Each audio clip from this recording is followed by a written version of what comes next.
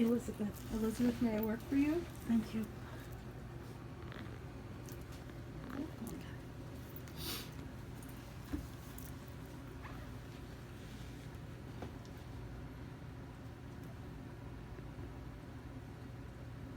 I have two females here for you. There's two women. One of them, when I say contemporary for me is like a sibling, a cousin, or friend. Someone in your generation. And then there's an older woman who feels like a mother figure to me. Can you accept that? They actually came through together. Now, the contemporary, from my understanding, is not your contemporary, rather her contemporary. So someone who feels like a sister, a cousin, or a friend to her in spirit. But we will get to that later. It's just who's here right now. And sometimes people who pass away before us do travel with us because they're a conduit of stronger energy to help us get through. But I have to acknowledge who's in our energy. Does anybody have a tissue? Because all of a sudden, thank you. All of a sudden, I feel like I have a sinus problem. Thank you. Am I correct in saying that this is your mom? No. Okay. This mother figure feels very much like a mother figure. So I understand in this life she was a mom. Does she have red lipstick? As soon as she gets close enough, I'll tell you exactly what she looks like. So I understand she's a mother figure. I'm 5'8". I would say maybe she's 5'4".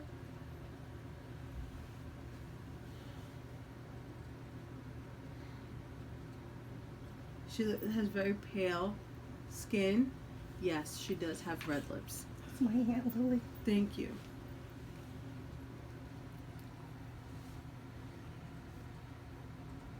Is this your mother's sister? Your dad's sister. She feels so much like a mother figure to me. She was an amazing person.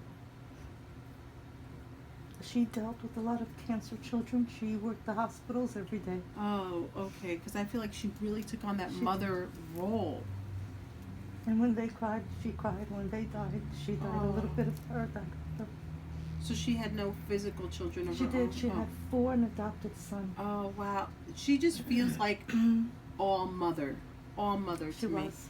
And which would make sense if she really dedicated that much of her life to it.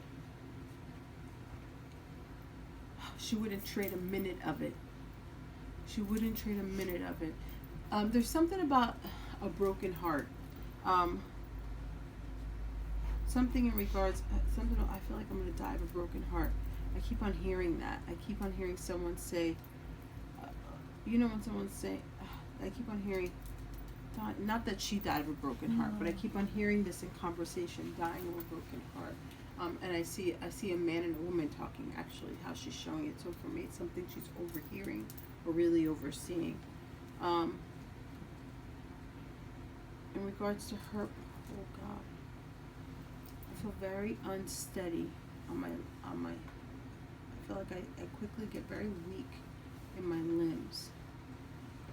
Something about her legs feel like I can't. They feel very heavy, almost like I can't really hold myself At the end, up. she had cancer. Yeah, because I feel like I'm wobbly. She was very weak, very thin. Because like as I try to steady myself, I feel like I can't.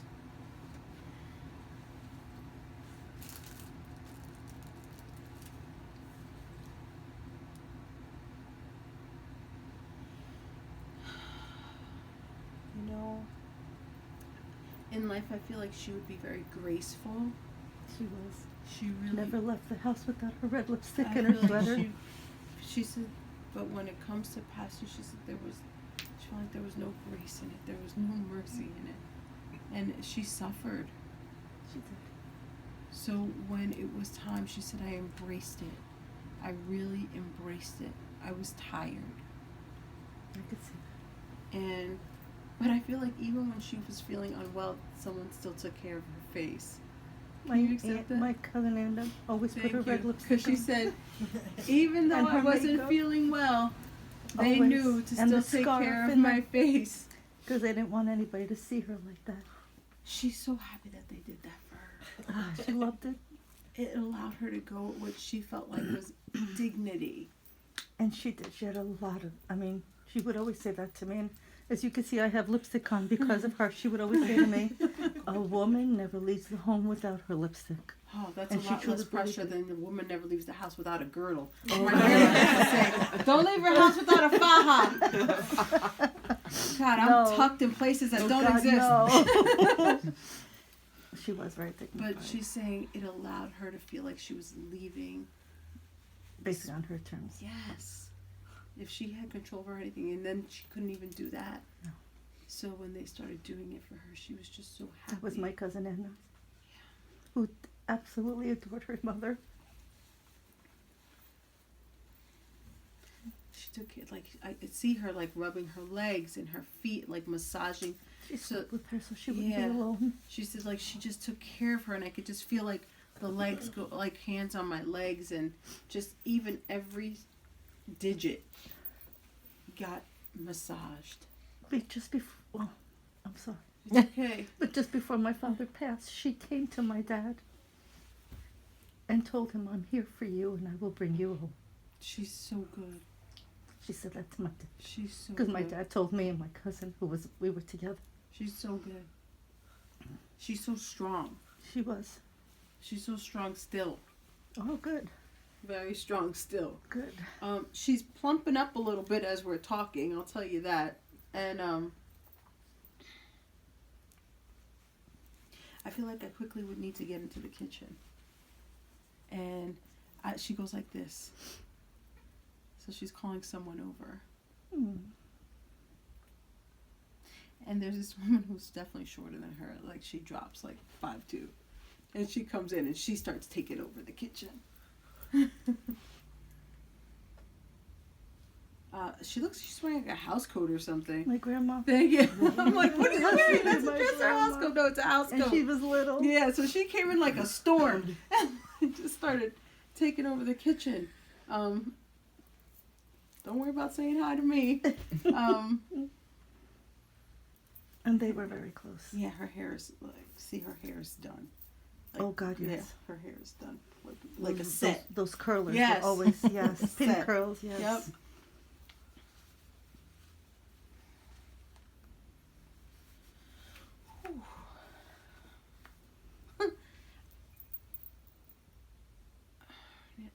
I could see her hands are done.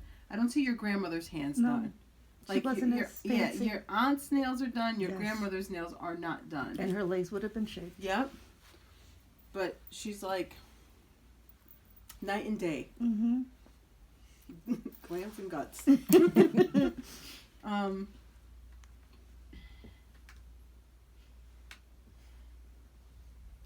Your grandmother spoke to another language? Portuguese. Thank you, because I'm like, she's not talking English. She's yelling back at your aunt, but she's not talking English. And I feel like she took care of everybody, all the kids. She took care of the neighborhood. Yeah. Like, whew. Everybody that came over from the country, Your grandmother. she would Yeah. set them up I feel before like they everybody's coming through. And it's like, how many people is she cooking for? came. Everybody. It's like a rotating door. And I didn't know that while she was living. Well, you know, where do you think your aunt got it from? Uh-huh. She's just nurtured by nature, right? And those two were like two peas in a pod. They were very close. When her mom passed away, when your grandmother passed away, is when she really invested herself into her volunteering, because it gave her something else to do. Yes, She said because she something was so else. devastated. And it just brought her so much joy. That's why she turned to the kids who needed her, because losing her mother was too much for her to bear. Yeah, it was.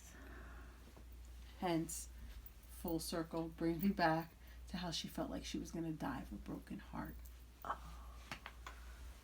Because she lost her dad and her mom. It was too much. And so refocusing, it got her through it. It helped her. But you're right. Every time she lost a kid, it reopened the wound that she never fully healed. No.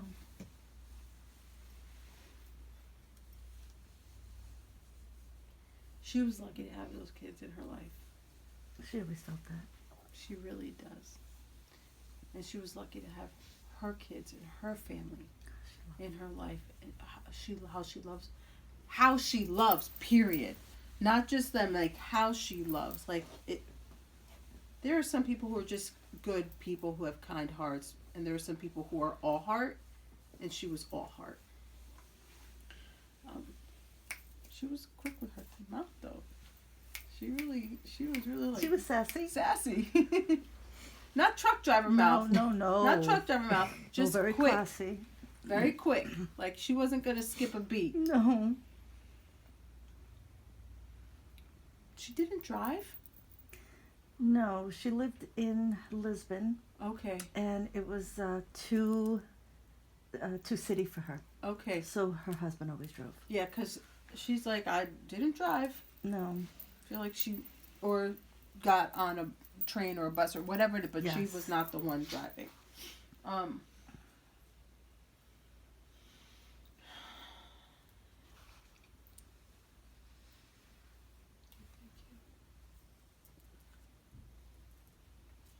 Something about, I feel like this is like the appendix or where's the appendix? Is it over here? Mhm. Right on the right Okay. side. I want to keep on saying appendix, but I want to grab my left side. It was either ovarian Okay. or a uterine cancer. Okay, because I keep on going like this, Yeah. and I'm like, I don't know why I want to say appendix.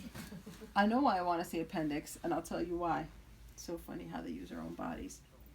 Not to be TMI, but I'm the carcass of a woman. The only thing I have left in me is my heart, my lungs, and my freaking intestines. And at that, not even all of them. But when I had my appendix, because I have no bottom parts, everything shifted. Oh. So I kept on feeling over here, and they're like, no, you're fine. I'm like, there's something hurting me. And then they did my CAT scan. They were like, your appendix shifted. Wow. So Huh. It's interesting. it's my appendix. It's your Her ovaries, my her appendix. ovaries, yes. It was mind-boggling because I didn't have any ovaries. It was crazy. For the only man in the room, I apologize. But she is acknowledging the pain.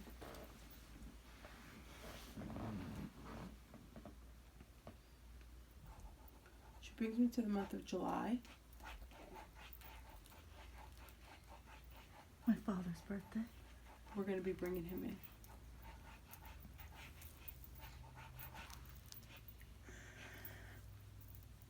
He goes like this. Did you think I wasn't going to come? I did. When has he not shown up for you? He never ever failed me. Right. That's what he says. When have I not showed up for you? I just miss him so much.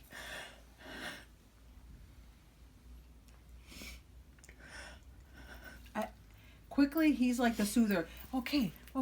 He doesn't Okay. hate me. He hates to see me cry. Okay. Like, I need to calm down. I know. Calm down. Not me. You do whatever you feel like you need to do in this moment. This is your moment. I just miss him. But I'm just conveying his message like, I know. oh. Sometimes I can't talk to him. Like, I want to get the fire hose out. It was too much for him to bear. He would do anything to diffuse discomfort when it Yes. came to his family. Absolutely. He was a hustler when he was Two young. jobs. Oh my God, I see him like he would go from pillar to post, boom, boom, boom, boom, like constantly, and I don't know where he got this Don't know. energy. He worked nonstop. Always boom, boom, like he was constantly going. That's what he knew. He just was nonstop. No. And that lion, it reminded me so much of my dad. His favorite sporting club was the Lion. So when I walked in, I said, you are going to be here tonight. He's been watching me all night. That's awesome. He is a force. He is a life force. I can still feel he's like the Tasmanian devil of energy. So, did he walk around like with a wife beater on? Yes. I'm like, oh. That was his favorite thing. I just see him walk around with like a white beater on in his pants. Absolutely. And the blue pants. Absolutely. Oh my God. Oh, you have given me the greatest gift. Thank you so much.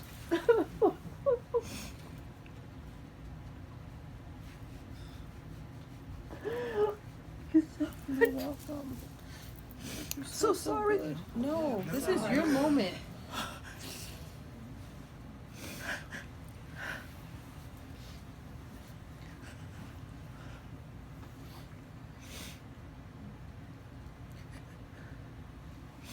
Does your soup taste like your mom's soup?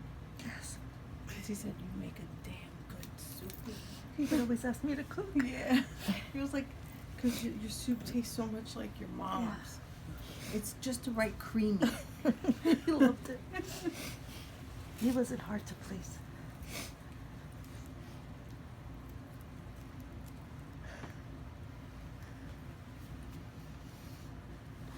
Brings me to the month of November.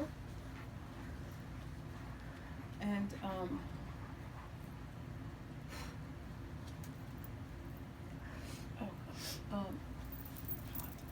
Me too. sorry, I think it's just you. It could be. Did someone have a health hiccup in November, or a health scare?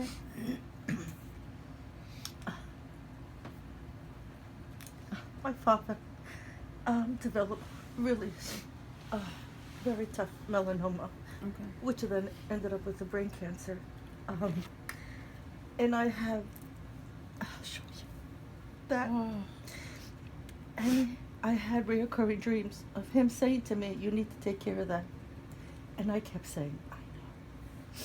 And I kept putting it off. In November, I went and it was diagnosed as melanoma.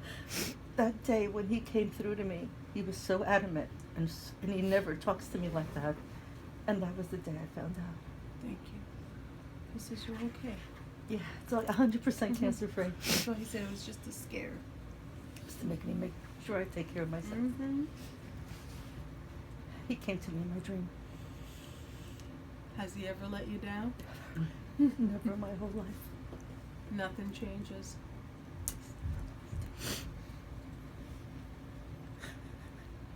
I see a little cake with a strawberry on top. Oh, we love strawberries. That was his favorite. Strawberries. I used to make strawberries and cream for him. Thank you. That's what I'm like. It just looks like the white icing with the strawberry on top. I used to go out and get him strawberry ice cream when he was sick.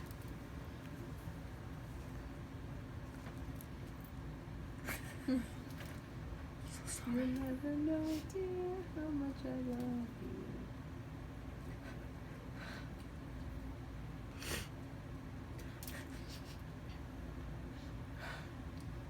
He says, did I do enough? Oh God, he did more than Did I that. spoil you enough? Absolutely. With all his heart. And he will continue to do so as much as he can from this side. Your father's such a devoted man. Like, not even to his word.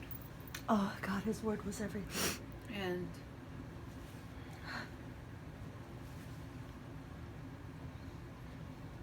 I feel like even from this side, his word holds him to you, to your family. Yes. He's very paced when he speaks. Very soft spoken. Yeah, I'm like, whoa, I'm like, so chill. He was very calm. Yeah. Very calm in my life. He's like, take it easy, calm down. There's a pace to everything.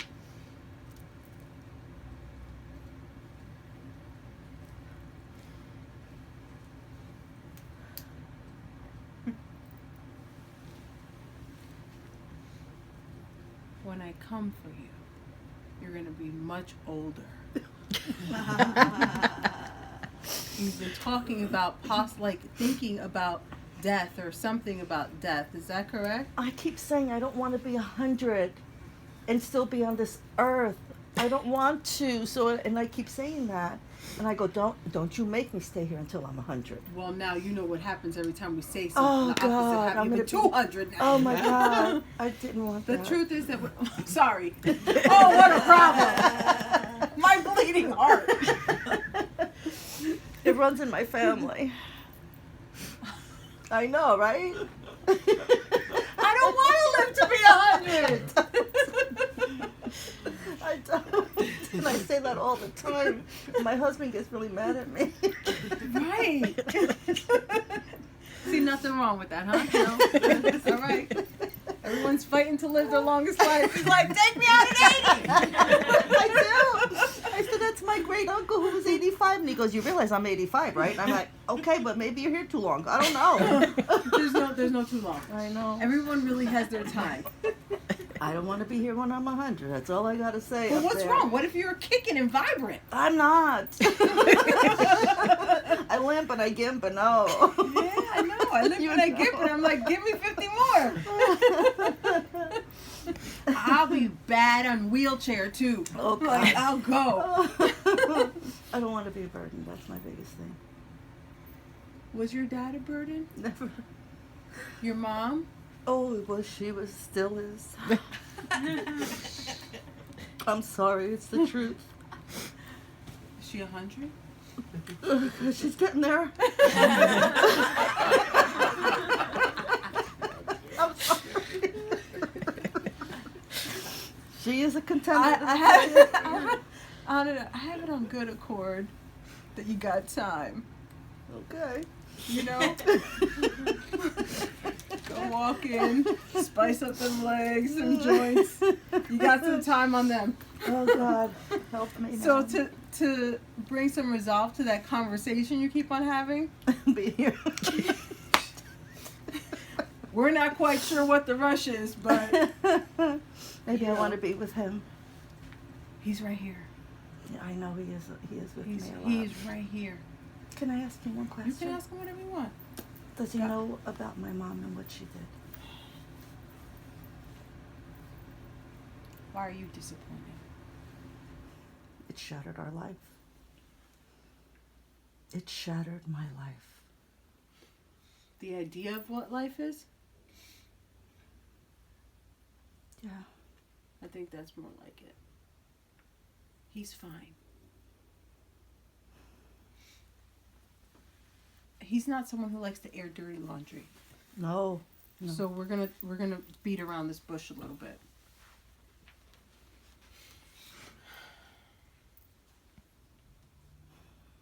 He's fine with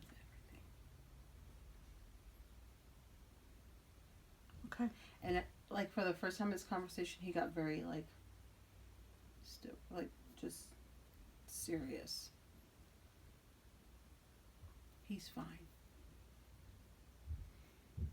Okay.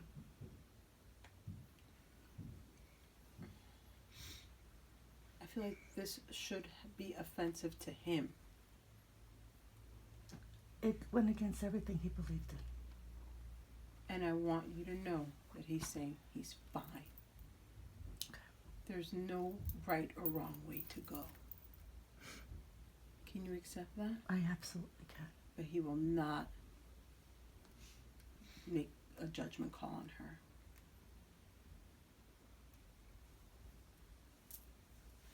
He won't. Okay. And he wishes you wouldn't. He wishes what? You wouldn't. Mm. But that's you. That's your journey. That's your free will. That's the peace you need to make within your heart. But he is not judging. Okay. He's like, no. Okay. I'm fine as long as he's happy. He's not making any, and I feel like he's not going to air dirty laundry. He's not going to call her out. Like, it's just like, know that he's okay with it. Knowing That's all I really wanted to know, is if he was okay with everything. he's absolutely okay with it. Because I made decisions, and I needed to know that he was okay with it. She saw things one way, you saw things another. Ultimately, a lot of decisions laid in her hands. Mm-hmm. no matter what, he's fine. That's all I needed.